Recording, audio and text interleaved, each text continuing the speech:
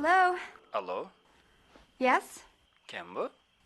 Who are you trying to reach? Qaysi nomer bu? What number are you trying to reach? Bilmasam. Well, I think you have the wrong number. Rostdanmi? It happens. Take it easy.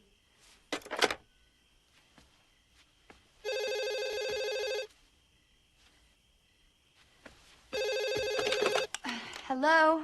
Uzr, yana shu nomerga tushdim shekilli. So why'd you dial it again? Uzr so'rashlik uchun-da. You're forgiven. Bye now. To'xtang. What? Siz bilan gaplashmoqchi edim. They've got 900 numbers for that. See ya. Assalomu alaykum.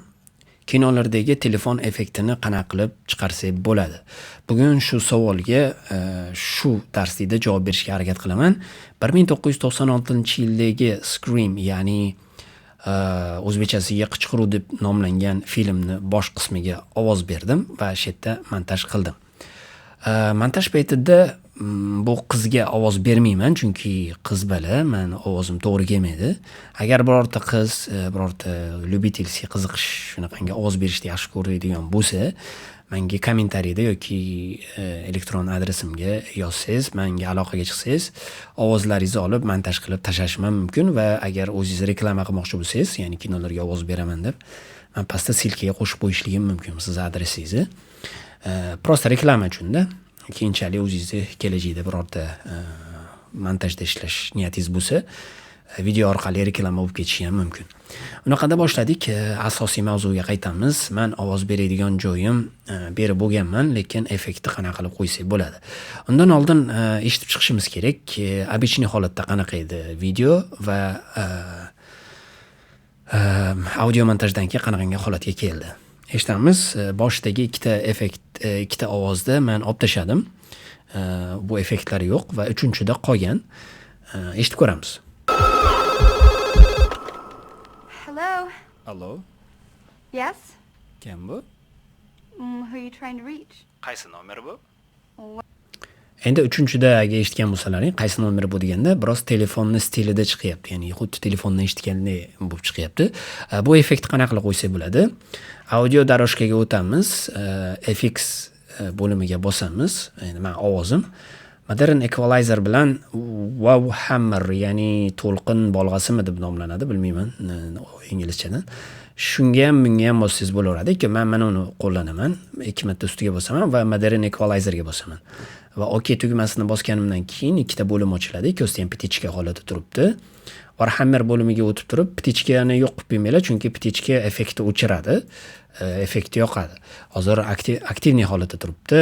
Bu yerda bo'limda voice qismini tanlayman. Chunki voice nimani bajaradi? Ovozimni biroz kompressiya qilib baland qilib beradi. Voice bo'limini tanladim, ovozim biroz balandroq chiqadi va Modern Equalizer bo'limiga o'tganimdan keyin bu yerda bizga fon bo'limi bor. Fonni tanlayman, telefonning effekti o'tdi, bu yerda ovozni baland qilib berdi, bu yerda telefon effektiga o'tkazib berdi. Eshitib ko'ramiz. Hello? Allo, Telefonda effektida chiqyapti. Bu yerda ikkinchisida telefon effekti yo'q. Eshitib ko'ramiz bu yerda. Hello? allo, Yes? kim bu?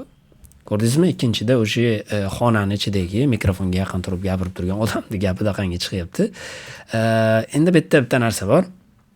Adashmasam men buni oldingi darslarda ham aytganman, hali animega oid bo'lgan darsda ko'rsatganman. Yana bir marta eslashlik uchun, agar bu videoni birinchi marta ko'rib turgan bo'lsangiz, sizga yaxshiroq dars bo'ladi. Bundan oldingi darsda ko'rganlar buni qanaqa qilib ishlatishni biladi menimcha. Bu yerda shunday narsa bor. Bizda hozir video juda uzun bo'lsa, va shu aytaylik 2 soatlik video bo'lsa, siz hozir har bittasini FX audio pluginiga kirib turib bittadan terib chiqmaysiz, va shu ko'p vaqtingiz ketadi. Shuning uchun bitta mana shunga bergan effektingizni qayta telefonda gaplashgan bo'lsa yoki qaysi nimada bo'lsa, bittada hammasiga berishligingiz mumkin. Ovora bo'lib har bittasiga kirib yotmaysiz. Buning uchun siz nima qilasiz? Men misol uchun menga hozir maytdagi ikkita Warhammer bilan Modern Equalizer'da kopiya qilishim kerak. Buning uchun men shu audio doroshkani ustiga, audio trackni ustiga bir marta bosaman. O'ng tarafda bosganimdan keyin bu yerda kopiya bo'limini topaman. Kopiyaning ustiga bir marta bosaman va qayta telefonda gaplashgan bo'lsam, shu telefonda effektini bularga qo'ymoqchi bo'lsam, bu yerda mana bu bo'lim bor. selection edit tool degan bo'limga bir marta bosaman, ya'ni belgilash va qolgan audio doroshkalarni belgilayman. Qayta telefonda gaplashgan bo'lsam, misol qilib ko'rsatyapman buni, belgiladim va bundagi effektlarni olib o'ng tarafini bosaman, ya'ni kopiya qilgan nimami, past event attributes ustiga bir marta bossam, mana bunga bergan effektim qolgan hammasiga o'tib qoladi. Tushunarli, eski nimaga qaytaman, men tushuntirib o'tib ketdim. Bitta bermaganligimiz sababi bularda hammasiga berib bo'lganman.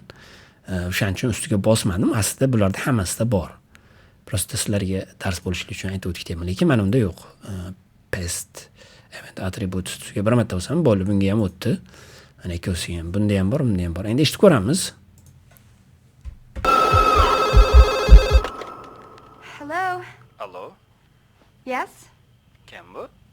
Who are you trying to reach? Qaysi nomer bu? What number are you trying to reach? Bilmasam. Well, I think you have the wrong number. Rostdanmi? It happens. Take it easy. Ko'rdilaring, telefonda effektini mana shunday bersangiz bo'ladi. Like bosishni unutmanglar. Keyingi videolarda ko'rishguncha sog' omon bo'linglar.